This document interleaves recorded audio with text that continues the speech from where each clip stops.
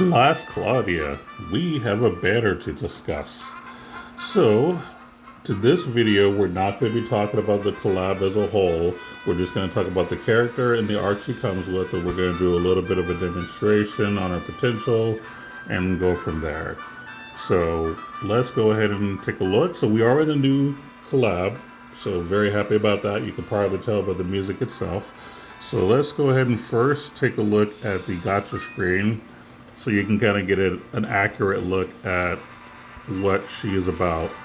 And actually, I'm sorry, let me go to the arc first because the arc would be a lot faster to discuss. And we'll go to the character. So this arc, we'll look at the arc trait because that's honestly the most important thing is the trait. So when physically attacking, boosts damage based on distance, which is nice. Battle start, give the flame circle debuff to all enemies. Now, that right there is what makes this arc very strong. So when you typically cast that particular spell, flame circle, you typically can only target one enemy. This arc automatically casts it on everyone on the field. Now, obviously, that ability only lasts a certain number of seconds, but that's still fine.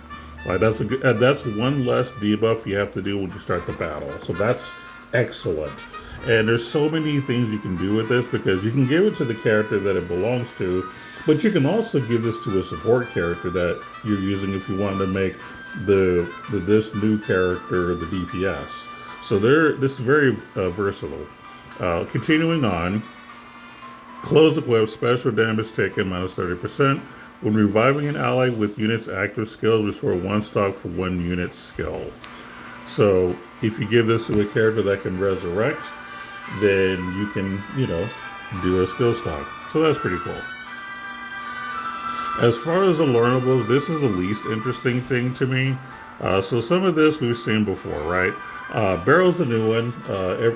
Every 10 seconds, chance to get a buff for damage of next skill used plus 30%. I don't know. I wouldn't use it personally. Ice dry breakthrough is okay. This basically gives you damage cap. Honestly, not that important to me, but it's okay. If you have like extra skill slots and you want to add a little something, this could be kind of that little extra thing you can do, but unnecessary. We have Excel Battler, damage taken minus or plus 10%, but strength plus 10%. So you take more damage, but you gain more strength, and you get more critical damage. Again, unnecessary, to be honest. And then the final battle, but boosts ice light damage based on the number of human-type allies at battle start. And then you get a max of 20% for 4 allies. Okay, but not necessary, to be honest. Like, a lot of these skills are just okay. Again, not a big deal. And then the last thing about this arc is the Ether Reward, which I will say is decent. You get 15% ice damage, so if you put this on an ice damage character, they can deal more damage, get a little bit of strength and intelligence. You get a few resistances, silence, and a little bit of lightning or thunder resistance, so overall, it's an okay accessory. I did put this one on the new character, so, it's usable. But yeah, it's just okay. So overall, the arc trait is what makes this a very good arc. Now, obviously, it's going to be a little niche because this is specifically for a team that's going to want to deal ice damage.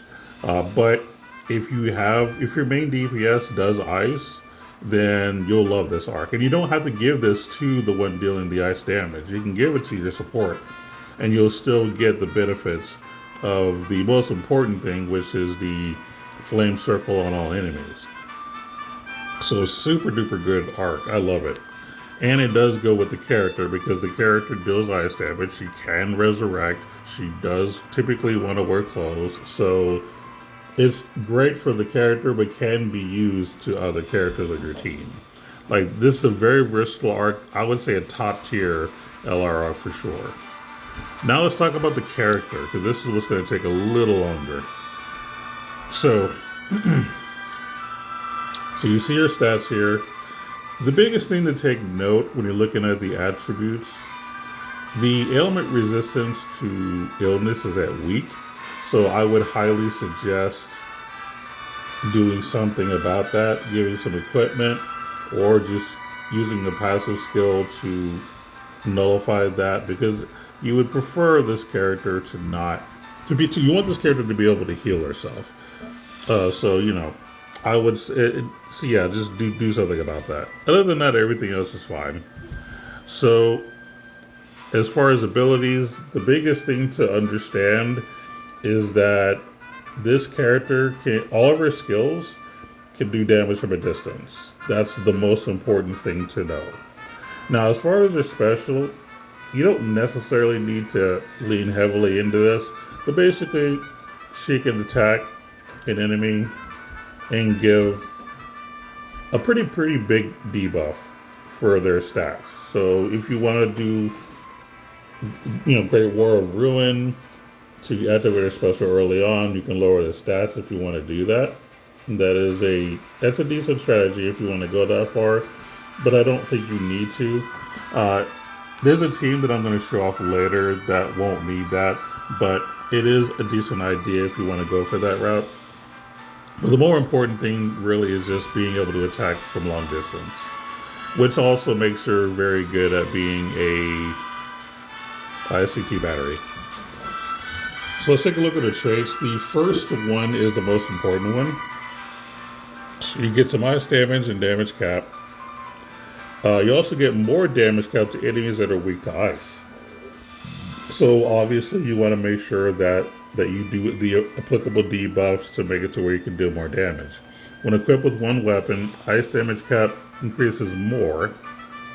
If you have one weapon, yeah. When using a skill, chance to give target a magic damage dealt minus 30% debuff.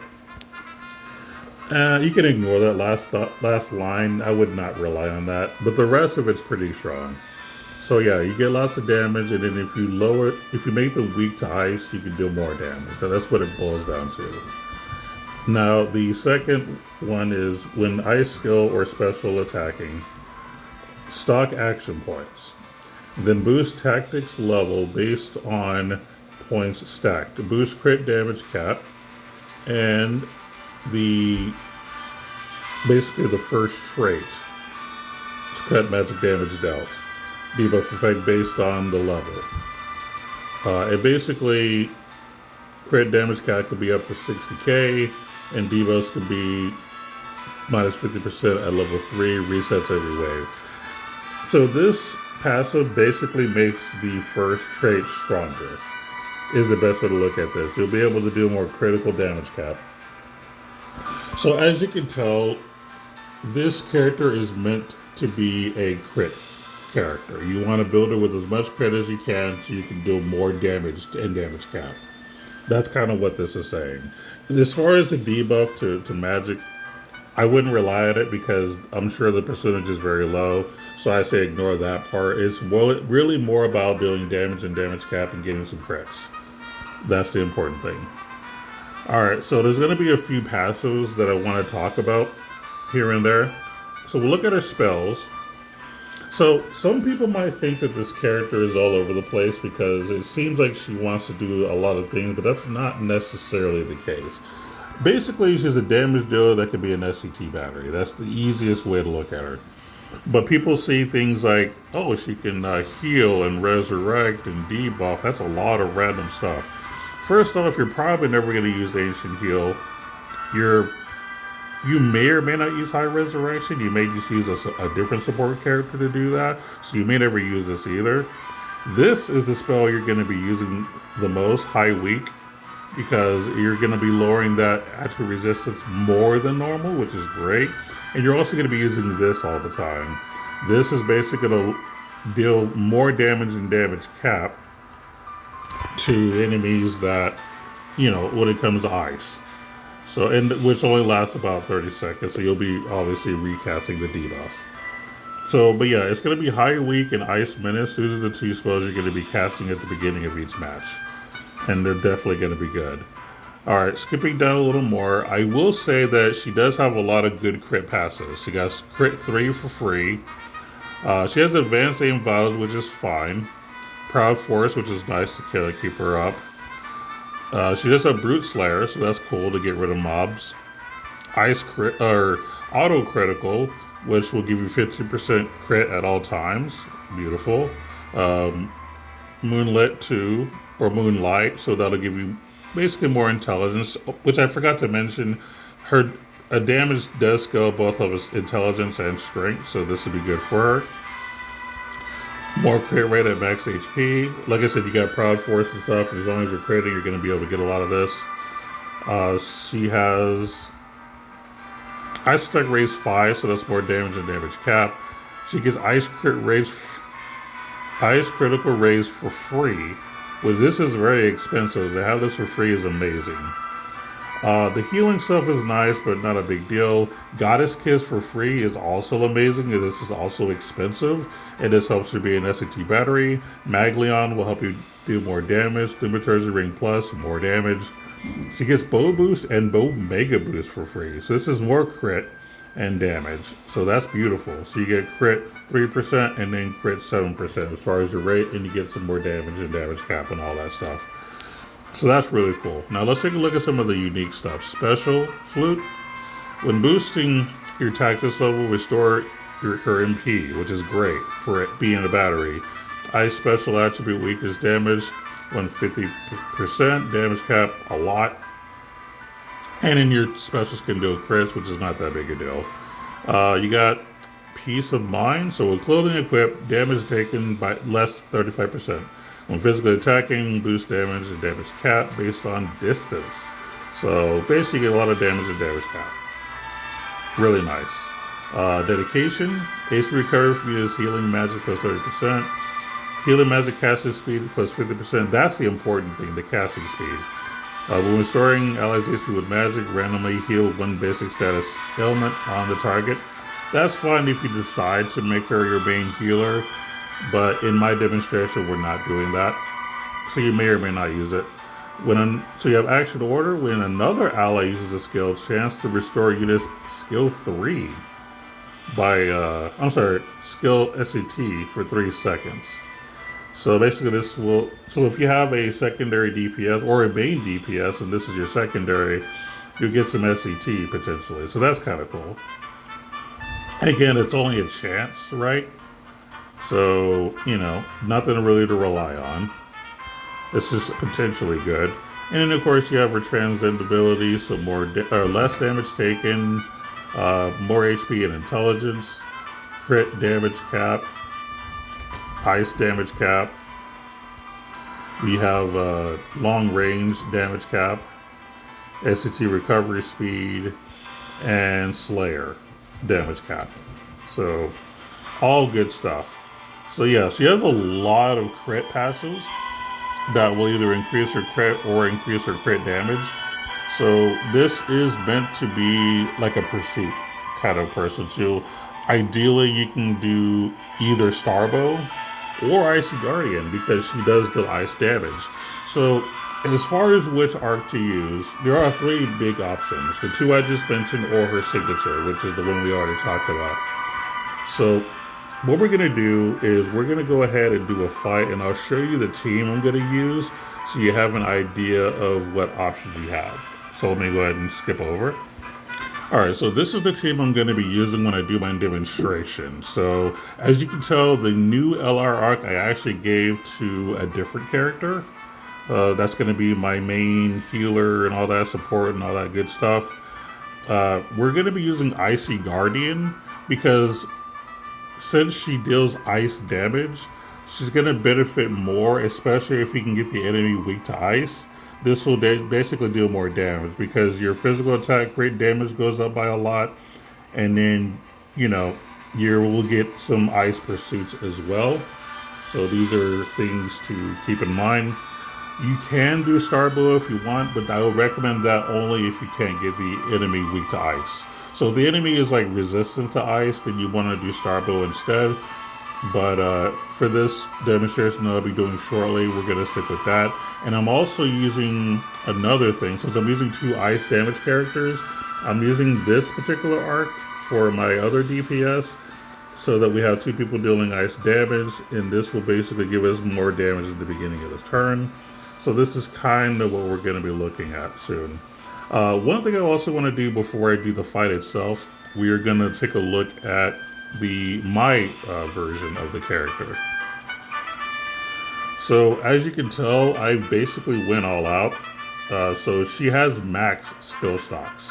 I put in a lot of work into this character. The only thing that I haven't done yet is maxed out her awakening. So she's going to be one short of awakening, but this will be good enough to demonstrate. She's strong enough to be alright. So I just kind of want to let you know that I did heavily invest in this character. I did get her paid weapon. No, this is the first time I spent money on Last Cloudia in at least 6 months. This is how happy I am with this particular character and the collab itself, but we'll get into that another day. Everything else is basic stuff, so the Holy Tower key is just something that came from the arc that came with her. I figured why not. The Fabled Hot Spring I only have to help her resistance to illness, so that she's not completely weak. I gave her a crest, nothing big to talk about, and then I just gave her some clothing because she has a passive that helps, if she wears clothes. So this is kind of the build. In terms of skills, I basically am doing an SCT battery thing with Women's Apple Pie.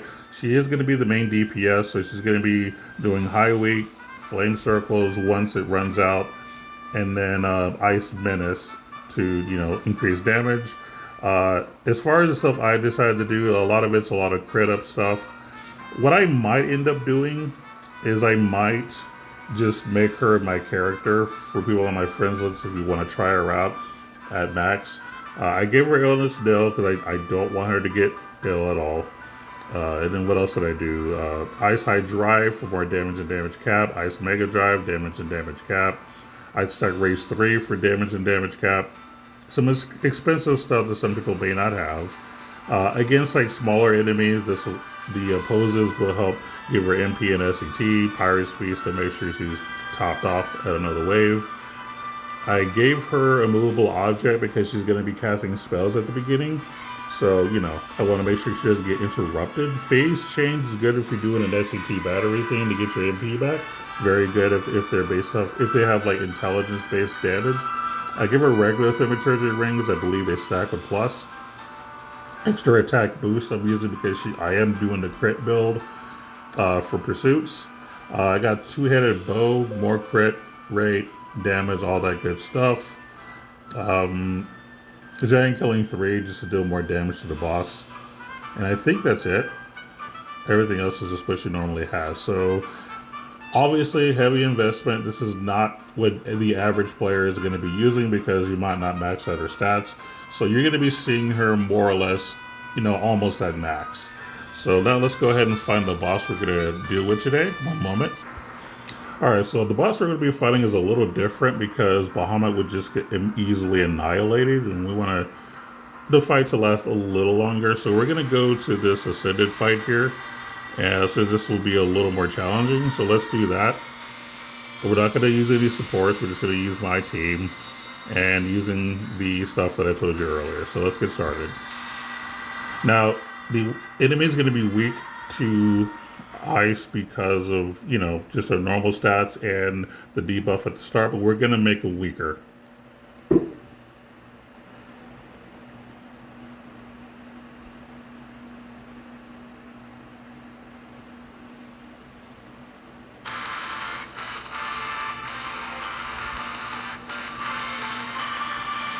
Here's the boss we're fighting.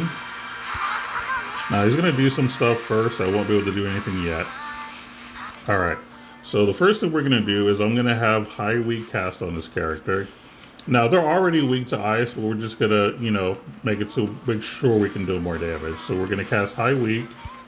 Now while that's happening, this character has already done her Animus, so I'm going to queue up Winry's Apple Pie on the main damage dealer.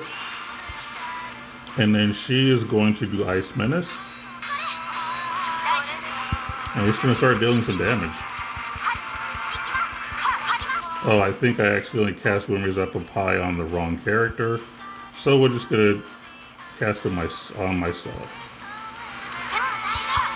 So I made a little bit of an error there. I thought I selected this lady, but I didn't. No big deal, we'll be alright. And as you can tell, the HP is definitely dropping hardcore. Like, she's gonna do a ton of damage. I think one of my characters is about to die here.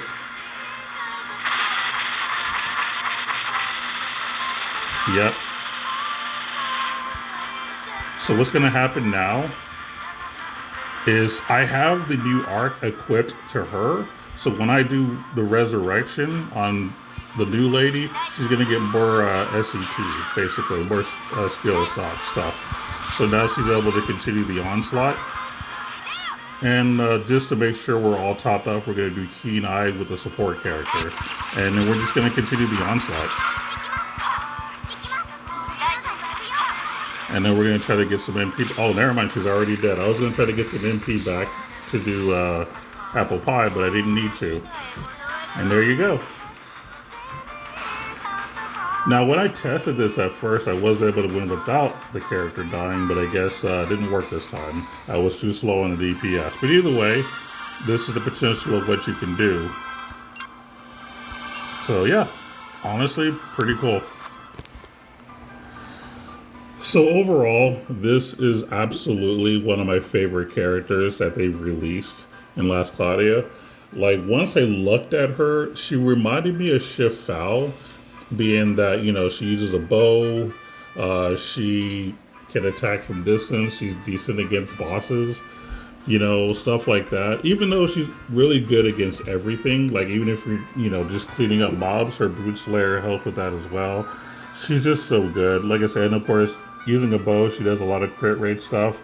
So yeah, she's like the stronger version of Shift Fowl at a different element, obviously.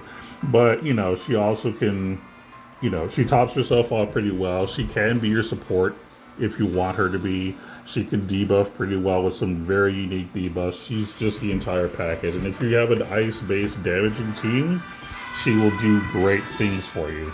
So I just kind of wanted to bring that up so that you guys know that she's very versatile. She's kind of a jack of all trades, but pretty much master of it too. Like I said, she's a good SCT battery. She's good at dealing damage. She can be a good healer if you want her to be, but it's not necessary. You know what I mean? And of course, she has very strong debuff. So it's a very top tier character, one of the best in the game in my opinion. And I'm so happy they made her.